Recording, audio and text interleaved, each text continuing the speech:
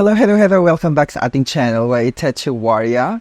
In today's video, himay-himay natin ang 3 ways to secure your FB account. Wow! So, tuturuan ko kayo kung paano yung 3 way or paraan para maprotektahan mo ang iyong Facebook account. At of course, yung mga tinatago mong mga personal information at mga eksena mo sa buhay, Kasi alam niyo na, target ng mga OLA collector or online lending scams ang pagsilip-silip at pag-stalk, o diba, Antara? Pag-stalk sa inyong mga profile account. At ginagamit nila ito para sa kanilang pamba-blackmail, extortion, to force you guys to pay your jutang-jutang with the online lending scams. Kahit hindi pa nga past due, diba? Singil na sila ng singil, tita. Hindi sila makaantay. Kaya ngayon, ang ginagawa nila, ipapahiya kayo sa Facebook community. Kung hindi naman sa community, sa mga malalapit na buy and sell group sa lugar ninyo. So, kung kunwari taga-Baguio ka, tita, o mag-research yung mga online lending collectors na yan, yung iba dyan, kung trip ka nilang ipahiya, tita, walang oras, walang sinasanto ang mga OLA collector, gagawin nila yan. So, magsisearch sila ngayon, kunwari sabihin nila, Baguio City, mga ganon. So, maghahanap sila ng buy and sell group sa Baguio City kasi kunwari lang taga Baguio ka, diba? Hindi ka nila masingil, hindi ka nila matawagan, hindi ka nila ma-text, tita, pati yung mga contacts mo, mga nasa phone book mo, pamilya mo, katrabaho mo, hindi na makontak. So, ang gagawin nila ngayon, magpapapansin sila sa Facebook, tita, sa mga buy and sell group. So, doon sila maghahasik ng kajok-chok. O, diba, ang karaniwang ginagawa nila, pinupost nila yung mga biktima ng OLA harassment. Diba? Sa mga buy and sell group, kunwari nakapasok na sila. So, mag-post na sila, wanted scammer. May pagkakajutang Itechi Warrior sa aming kumpanya. Kung kilala nyo itong taong Itechi Warrior, ipagbigay alam lamang sa numerong ito, mga ganon. Tapos nakapost doon yung humid ninyo, yung mga ID ninyo, kung ano man yung ID na binigay ninyo sa kanila nung nag-apply kayo or nag-install kayo ng mga OLA na yun sa mga phone, yung mga mima. Tapos syempre, kumpleto sa recados yung mga yan, ibibigay nila. Ilalagay nila yung name, address. So doon pa lang, tita, violation of Data Privacy Act of 2012. So ang dami na nilang nilabag ng batas talaga. So ngayon, Team Marcos, turuan mo naman kami kung paano ba mas lalong masecure yung aming Facebook account para walang ibang makapasok at tumingin sa aking mga friends list, sa aking mga pictures, sa aking mga posts na naka-public o ganyan. Tapos gusto ko rin sana na yung aking profile picture ay hindi manakaw, hindi makopya, hindi ma-share. Paano yung gagawin ko, Team Marcos? So ayun nga, ihimay-himayin natin yung 3 paraan kung paano i-secure ang inyong Facebook account. If you remember, we have a video na ginawa kung paano i-lock yung, ang inyong FB account. Panoorin yun. Lalagay ko yung link dito. So, ayan. Simulan na natin ang bakbakan ni man. So, top 3. Okay, sa inyong profile account sa FB, makikita nyo dito, di ba, yung profile picture nyo, yung other information, yung see about information, mga ganun, about info, mga ganun. Tapos, may mga nakapublic na post kayo na talaga namang gusto nyo private para hindi makita ng mga OLA at pagtripan at doon sila nagko-comment minsan, hindi ba, sa mga public na post ninyo, pati yung mga nakapublic na mga pictures ninyo with friends. Kunwari may mga pictures kayo ng kaibigan mo, doon sila magko-comment, tita, at ipapahiya kayo ng bonggang-bongga. So ngayon, para hindi nila gawin yon, ito yung isa sa mga way para private ang inyong public post. Siyempre, dito sa profile ninyo, hanapin nyo lang yung mga post. Siyempre, medyo masalimuot tong gagawin nyo na to. Kasi kailangan yung isa-isahin, tita, na balikan yung mga nakapublic na mga post ninyo, yung mga pictures ninyo. So, kumbaga, naghihimay-himay na rin kayo pa isa-isa, ganyan. Kagaya nito, kunwari, nasa Baguio, nag-post ka, tara sa Baguio, ganyan. So, syempre, pag nahanap ka ng OLA, pag naswertehan nila, nahanap ka sa FB, tita, ang gagawin nila, hoy, magko-comment sila, hoy, magbayad ka. Magbayad ka ng utang. O, ganyan sila. Magbayad ka ng utang mo sa kumpanya namin. O, ganyan. So, ipopost nila yan. O, syempre, makikita na ng iba. Makikita ng iba yan na may nag-comment, o diba? So, nakakahiya yun. Okay, so, ang gagawin mo, Mima, punta ka dito sa may 3 dots dito sa bandang kanan. Okay? Makikita mo yung mga options na to. So, ang gagawin mo lang, piliin mo yung edit privacy. Okay? Edit privacy kinambular. Tapos, see more. Okay? Expand mo lang. Tapos, piliin mo only me. Only me. Charis. Only me. Tapos, go back. Na-save na. So, ibig sabihin, only me na siya. Ikaw na lang yung nakakaalam ng post mo, tita. Wala nang iba, kundi ikaw lang. So, parang solo flight ka, te? Okay, anyways, kung gusto mo namang kunwari, ihayag sa inyong profile pa rin na ang nakakakita ay mga kaibigan mo, itechi. So, yung friends naman, piliin mo yung friends. It's up to you. Kung gusto mo na talagang mag-private ng bongga-bongga at ayaw alam yung maganap mo sa buhay, te, edi only me mo. So, ako, i-only me ko na lang. Kung ino-only me mo, delete mo na. Di ba? I-delete mo na lang kaya. So, ito pa, isa pa to. Ano nang ganap sa mga Ola collector, mga ganun. So, naka-public yan. So, syempre, kung gusto mo, ano mo na lang, i-friends mo na lang, or only me. So, it's really up to you. Okay. So, tapos ito pa, napaka-importante din to na bigyang pansin yung mapupost nyo kung nasaan kayo. Kasi matatrack nila yung geolocations ko. Nandito ako sa BGC, hinihintay magpapautang sa akin. Tapos mamaya nakita ni Ola Collector, puntahan ka. Paano yung pag pinuntahan ka sa BGC? Sa may Jollibee BGC o nakatag pa yung location ng Jollibee BGC. So, you really need to be careful yung pag ganyan. Tapos naka-public pa, o di ba? So, ang gagawin ko dyan, piliin ko yung edit privacy. Tapos, if-friends ko na lang para yung mga friends ko na lang ang makakakita niyan at hindi nakapubliko, te. Okay. So, eto pa, itong profile mo. Ayan. Nakapublic yan, di ba, usually kapag So, ang gawin mo dyan, punta ka ulit dyan sa 3 dots, tapos piliin mo edit privacy. Okay. Only me lang. Yan. Ganyan. Pero makikita pa rin ng friends mo yung profile picture mo. Huwag kang mag-alala.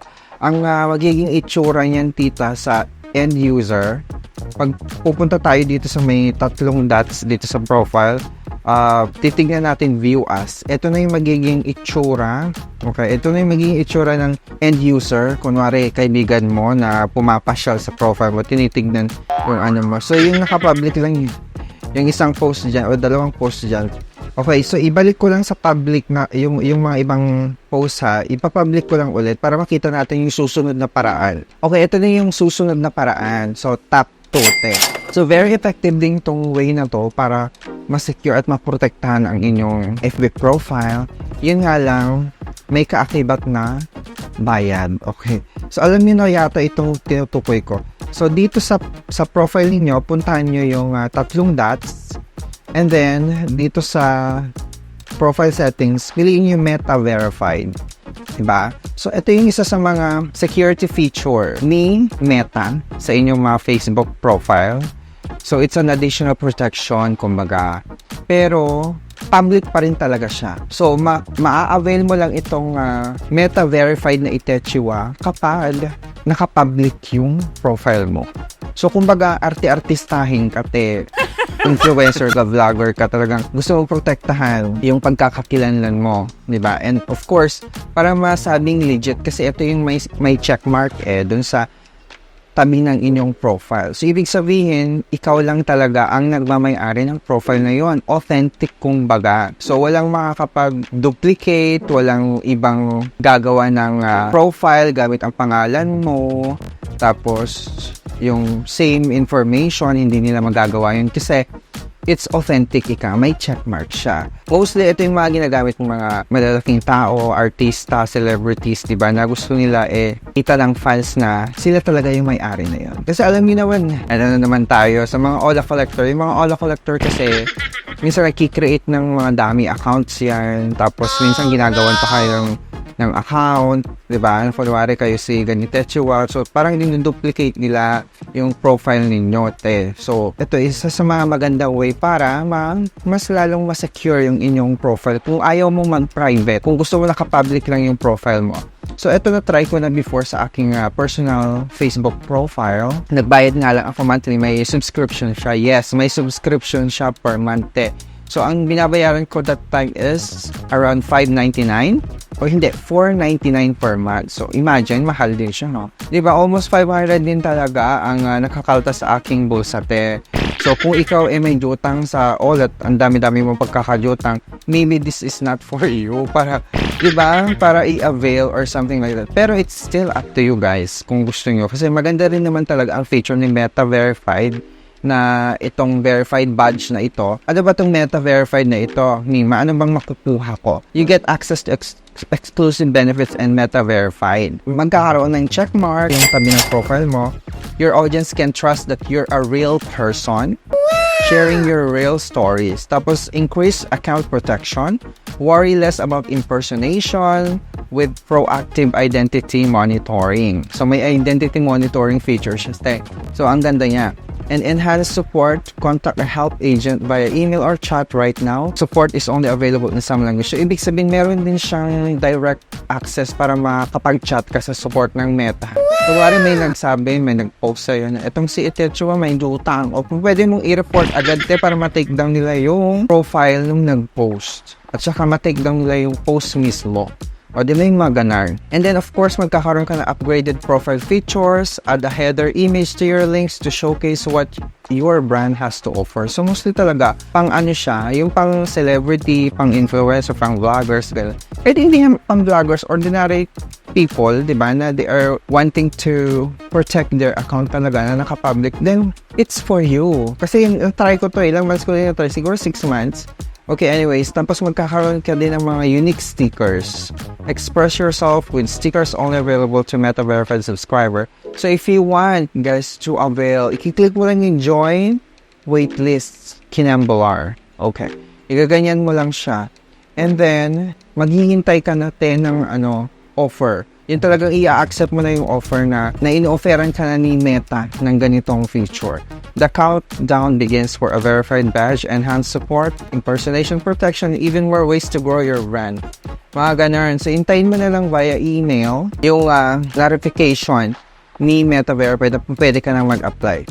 So, kasi may application process. So, ito yung eligibility niya. I-check nyo na lang yung eligibility sa, sa Facebook niyo. Okay, so ito na yung top 1 na paraan para ma-secure at ma-protektahan talaga ng bonggang-bongga ang inyong Facebook profile. Ito yung Facebook Lock. Oh, tari, diba? So, marami na nakarinig at siguro aware na, familiar dito sa Facebook profile. Ginamit ko din to. I still have that feature on my Facebook profile account. Yung FB profile lock or lock profile, mga ganun. So, I don't know kung binalik nila ito na feature dito sa ating bansa, yung lock profile. Kasi parang 2 years ago or yung nakarang taon, parang tinanggal ng Meta yung feature na to. Pero nung chinek ko ng isang araw, abate, nagkaroon siya ng may lock profile siya sa aking Itechua account. Nakakaloka. So, chinek ko siya ulit. Kasi ito napakagandang feature tong lock profile. Talagang totally malalak yung profile mo. Walang makakapag-share ng profile picture mo. Even the banner, yung lang dun sa taas ng profile picture. Hindi nila makiklik yon. So, hindi rin nila makiklik yung profile picture mo. Na pagkaliit-liit. And of course, wala silang makikita ng any bakas ng kainformasyonan mo, yung friends list mo, about information mo, yung places na binivisit mo, yung mga movies na pinapanood mo, tapos yung mga, syempre, post, mapapublic yan, private yan, naka-only me or naka-friends lang, hindi nila makikita yan. So, ang totally makikita nila yung nakalock na profile. So, it's really, really effective. Napaka-effective to, tita. However, yung mga friends mo lang talagang makakakita na naka-profile lock yung profile mo. Okay? And the good thing is that kapag yung mga stalker mo, yung mga Ola collector, totally wala silang masasearch. Hindi ka masasearch sa Facebook. Correct me if I'm wrong, ha? Kasi yung mga, diba, pag may stalker ka, isa-search ka, ganyan-ganyan. Bakit parang walang profile si ganito, Chua? I'm not really sure kung nasa-search kayo doon. If so, kapag nasa-search kayo, kiklik lang niya yung profile, pero wala silang makikita. Naka-lock totally yung profile mo. So, wala silang makukuha information. Diba? So, ngayon, paano ba yan yung lock profile na yan, Team Marcos? So, pansinin muna natin yung mga post mo. Siyempre, mga naka-public kang post, diba? Ayan. Naka-public, naka-friends, pati yung location na pinuntahan mo, pati itong profile picture mo. Let's say, ibalik natin sa public. Okay, naka-public yan. Kunwari yan, naka-public yung profile picture mo. Ngayon, dito sa 3 dots na naman, puntahan mo, i-click mo lang yan. Tapos sa profile setting, hanapin mo yung lock profile. Nandyan siya, Very accessible, napakadali. Titignan mo na, ayun, lock your profile. Make your photos and posts more private in one step.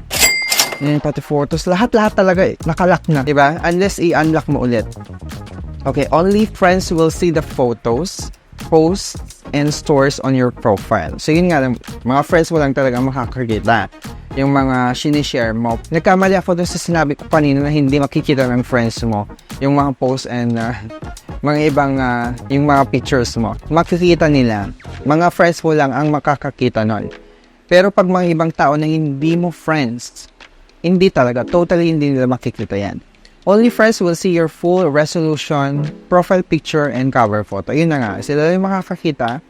People will still be able to search. Okay. People will still be able to search for you and send you friend requests. Okay. So, mas-search pa rin pala. Mas-search ka pa rin talaga ng Ola. Yun nga lang, kailangan nilang mag-friend request sa'yo ngayon. So, kailangan yung busisihin at himay-himayin kung sino yung mga nagpapadala ng friend request. Huwag mong basta-basta i-confirm yung mga friend request. Kasi baka mamaya nagpapanggap lang na Ola collector yan, tita. So, once na nakapasok na sa profile picture mo, friends na kayo, makikita nila yung mga post mo. Kaya wag kayo mag-confirm na mga friend request basta-basta na hindi nyo kilala. So, okay. So, i-lock na natin yung profile.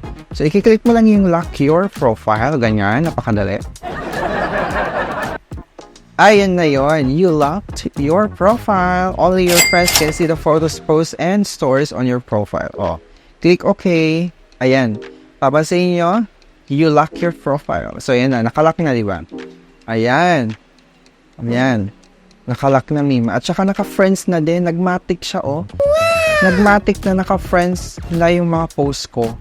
Yung mga naka-public na post ko, nagmatic. Automatic na siya. Nag-friends na lang. Pati itong profile picture.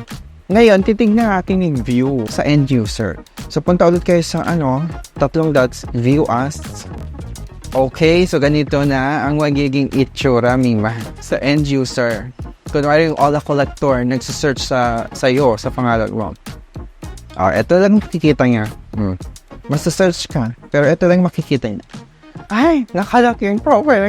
Wala akong makukuha ng informasyon. Tapos ngayon, kapag i-click niya yan, yung profile picture, cover photo, hindi niya may expand. Hindi lalaki yan. Kasi, di ba, usually, pag kiniklik natin yan, makikita mo yung kabuuan ng cover photo at profile picture. In this case, hindi mangyayari. Hindi mangyayari yan, Kaya huwag kayong mag-alala. So, feature na to na lock profile, napakaganda. I still have this on my personal Facebook profile account. Kaya kapag syempre hindi nila ako basta-basta mapopost at mapapahiya sa social media. Buti na lang, alam ko to nung panahon kinaray-karay ako ng mga Ola collector. Siguro pinaghahanap na ako sa Facebook at gusto nila akong i-post. Kasi may mga nag-message sa akin, di ba, nakwento ko na sa inyo. Nag-message sa akin sa Messenger about dun sa pagkakajotang ko. And dun ako na-alarma. So, ang ginawa ko, nilock ko agad yung profile ko, pati yung messenger ko, Di ba? So, ayun, hanggang ngayon wala na. Minsan hindi ako na-post sa mga buy and sell group at saka sa Facebook mismo, Kaya, eto, gawin nyo. Kung mayroon na kayong feature dyan sa Facebook ninyo, gawin nyo, i-lock nyo na. Instead na i-deactivate nyo yung FB account nyo, i-lock nyo na lang kasi sayang naman yung magandang feature na binibigay sa atin ng social media. Like yung Facebook, nakakapag-connect tayo sa mga kaibigan natin, nakakapag-connect tayo sa friends natin abroad na hindi, yung mga pamilya natin sa abroad na hindi natin makita in person. So, a good tool para mag-connect tayo sa mga kakilala natin. Hindi ba? So, wag mo nang i-deactivate, i-lock profile mo nila ito. At syempre, maging responsable pa rin tayo sa paggamit ng ating social media account and dun lang tayo sa katotohanan. Huwag kayo magkakalat ng mga fake news and misleading na kinembler, okay? I hope you learned something mga Itechua. And, okay, kung hindi ka pa nakakapag-subscribe, sandali na. Mag-subscribe ka na, Mima. Click the notification bell para every time na magkakaroon tayo ng mga ganitong video, kayong unang mananotify. And of course, umaura tayo sa Facebook account and TikTok account ko, pa-follow na rin, Team Marcos. O, diba? Taray. So, maraming salamat sa panonood na naman. Enjoy! Thank you. Bye! Hindi na ako makikita. Hindi na ako i-stock ng mga ex. Charis! Hindi na ako ma-stock ng mga ex ko, tita. Wala na sila. Ah!